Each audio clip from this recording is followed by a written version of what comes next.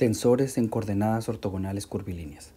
Muchas veces los problemas exigen, usualmente a través de las condiciones de frontera, utilizar coordenadas que no son las cartesianas, las coordenadas curvilíneas. Vamos a considerar primero las que son más famosas, ¿no? Como las coordenadas cilíndricas. En coordenadas cilíndricas utilizamos la estructura de un cilindro para denotar todos los puntos. Entonces definimos un radio vector que parte del eje Z o del X3 y se dirige hacia la partícula en el plano, y entonces tendrías estos ejes que son esos ejes verdes, ¿no? Que a diferencia de los azules, que son los cartesianos, siguen a la partícula, es decir, depende de donde esté en posición, se va a mover el EDR, no es constante en el espacio, ¿no? Vamos a utilizar coordenadas R, θ, Z, que en términos del X1, X2, X3, las componentes en cartesianas, se pueden escribir las componentes en cartesianas a través de ellos, de esta forma, y podemos invertir estas relaciones para encontrar R, θ y Z, que serían, este conjunto de ecuaciones serían las ecuaciones 1. Además de las coordenadas cilíndricas, están las coordenadas esféricas, que ahora refieren como esferas, precisamente, y ahora el radio vector se define en dirección a la posición, o sea, el vector. Hay una coordenada que es la EDR, pues ya la conocen ustedes, ¿no? Tienen bastante experiencia en manejar esas coordenadas. Más bien es por notación. Tenemos R mayúscula, es la coordenada radial, phi es el ángulo polar, y θ, más bien θ es el ángulo, aquí le pusieron así al revés, ¿no? θ le pusieron al ángulo azimutal, o sea, el que vive en el plano, y phi le pusieron al ángulo polar. Bueno, y bueno, estas, aquí por ejemplo, voy a ejemplificar en este caso, ¿no? Pero aquí está. Miren, en este caso, por ejemplo, la coordenada radial se mueve pues en esta dirección, ¿no? Como indica este vector, pero como no está muy claro, voy a ejemplificar aquí. El ángulo θ vive en el azimut y apuntaría en esta dirección, ¿no? Como dirección en donde crece este ángulo. Y por último, la dirección phi, pues es una coordenada que sigue esta dirección, ¿no? Del ángulo polar. Bueno, entonces utilizamos estas tres cantidades que serían R, θ y phi. Y podemos encontrar relaciones de transformación, ¿no? Que geométricamente es muy fácil, ¿no? X1 es igual a R coseno de θ seno de phi, X2 es igual a R seno de θ seno de phi, y X3 es igual a R coseno de phi. Aquí vemos, ¿no?, que el phi es el ángulo polar. Y podemos invertir estas relaciones para encontrar las ecuaciones 2. Bueno, vamos a generalizar este resultado definiendo unas coordenadas curvilíneas generalizadas. Considere tres direcciones. Vamos a considerar, sin embargo, que las direcciones son generales, pero son ortogonales entre sí. Entonces, tenemos una dirección E1, E2 y E3, ¿no?, que definen en cada punto del espacio tres direcciones ortogonales. Y queremos describir las cosas en este nuevo marco, con estas nuevas coordenadas, ¿no? Entonces, vamos a asumir que existen reglas de transformación dadas por funciones de x1, x2, x3 llamadas g, y también podemos hacer las transformaciones inversas, donde dado g1, g2, g3 podemos encontrar la x1, x2, x3. En ese sistema, el elemento de distancia pues será pues el diferencial de arco, digamos, sería h1 por el cambio en d1 más h2 por el cambio en g2 más el h3 por el cambio en g3, donde h1, h2 y h3 no los conocemos, pero van a ser los factores de escala y son funciones no negativas de la posición. Entonces vamos a denotar, como ya hemos dicho en la figura, como e de k a los vectores base cartesianos y a los e de k con gorro a los vectores base curvilíneo. Además, nosotros sabemos que un vector unitario en alguna dirección S se puede escribir como n por derivada de x en ds por e1, de y en ds por e2, de z en ds por e3. De esta manera podemos escribir una relación entre los e gorro y los e sin gorro, ¿verdad? Porque son vectores unitarios. Entonces e1 gorro pues sería de xk, que sería como aquí la k corre, ¿no? Para pasar por x, y, z, digamos. El xk por ek de S1, ¿no? Y eso pues sería, si yo comparo, ¿no? El ds1, ¿quién sería? Pues el elemento de arco en la dirección 1, que tendría que ser pues necesariamente este, ¿no? Que está aquí, déjenme ponerle este que está aquí arriba, ¿no? En la ecuación 4. Ese sería como el ds1. Entonces, el ds1 es 1 sobre h1 por la derivada con respecto de j2, y sería esta cantidad.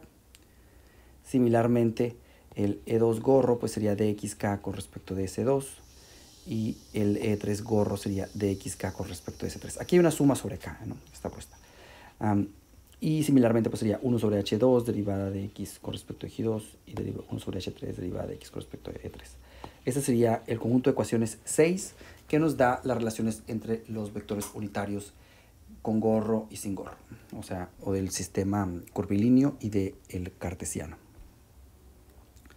Esas expresiones las voy a volver a copiar porque las vamos a seguir utilizando. Aquí está, son las ecuaciones 6. Ahora, si tomamos la primera ecuación y multiplicamos por E1, ¿no? Y sabemos que pues este vector es ortogonal, es normalizado, ¿no? Entonces da 1, y entonces sería esta cantidad por esta otra cantidad, ¿no? Donde cambié el índice k y j para no confundirnos. Multiplicando nos daría 1 sobre h1 cuadrada por dxk en dj1, djj en dj2, en j1 también, ek por ej, y esto pues nos da la delta de Kronecker, y esto mataría la suma, hace que la suma sobre k y sobre j sea la misma, y por tanto yo puedo despejar de aquí h1 y me daría que es igual a dxk en j1, dxk en j1. Similarmente, podemos obtener, haciendo lo mismo, ¿no? El h2 y el h3, que sería la ecuación 7. Y además de la ecuación 6, podemos escribir de manera general cómo se comporta la transformación Q, ¿verdad? Perdón, es que está yendo la luz aquí y por eso hace esto. Entonces, esta es la ecuación 8, está aquí. Y ese vamos a conocerlo como el tensor de transformación asociado a el cambio de coordenadas, ¿no? Entonces es similar al Q y J que veíamos antes. Las componentes físicas de un vector o un tensor, ¿no? Son simplemente en unos ejes cartesianos locales. O sea, para cada punto vamos a definir como un eje cartesiano con alguna orientación, ¿no? Cuyas direcciones son tangentes a las curvas coordenadas en cada punto del espacio, ¿no? Eso es lo que está pasando básicamente. Bueno, entonces en estas coordenadas podemos escribir un tensor general, ya sea digamos, vamos a denotarlo con este bracket, ¿no? Triangular. Entonces a de IJK se puede escribir con la regla de transformación de QI a P, de QJQ, de QK a S, de APQS, como es usual, ¿no? Entonces, donde la A de PQS es el tensor en el sistema fijo o cartesiano. Ahora, un tensor se puede expresar en cualquiera de los sistemas, tanto en el, digamos, en el curvilíneo, como este, o en el fijo, y pues va a dar el mismo tensor, ¿no? Y podemos derivar estos tensores en esas coordenadas curvilíneas. Si nosotros sabemos que la diferencia principal va a ser que mientras los E de K sin gorro, o sea, los del cartesiano, son invariantes, y cuando derivamos un vector solamente derivamos las componentes con respecto a alguna dirección, aquí vamos a tener que derivar el vector. Y de hecho estas expresiones son bastante interesantes. La deducción la voy a dejar de ejercicio para que recuerden cómo se hace esto. No está tan sencillo, pero se puede hacer. Y digamos, lo que sí les cuento es que, por ejemplo, voy a escribir la expresión, ¿no? ¿Cómo cambia el vector unitario mésimo en la dirección m? Pues tiene que ser necesariamente, como es un vector unitario, tiene que ser en las direcciones perpendiculares a ese vector, porque si no cambiará de tamaño. Por tanto, m es diferente de n y es diferente de r. Y también entonces va a cambiar en las otras direcciones y va a cambiar como esta cantidad, donde m es diferente de n y en esa no hay una suma por índices repetidos. Esas expresiones se pueden deducir derivando la expresión 6 que teníamos para las E1 en términos E1 gorros en términos de las E sin gorro. Y por ejemplo, utilizando esos resultados de ecuación 11, podemos derivar un vector arbitrario, ¿no? Ya no unitario. Un vector u, pues va a ser la derivada de la multiplicación de los vectores unitarios con los componentes, y pues regla del producto, la derivada del primero por el segundo sin derivar, más el primero por la derivada del segundo. Entonces, les recomiendo tratar de reproducir las ecuaciones 11, ¿no? Derivando las ecuaciones 6. Hay que hacer bastantes cosas, pero es interesante hacerlo. Bueno, ya para finalizar, les quiero comentar que una vez que tenemos estos resultados, podemos escribir el vector nabla, ¿no?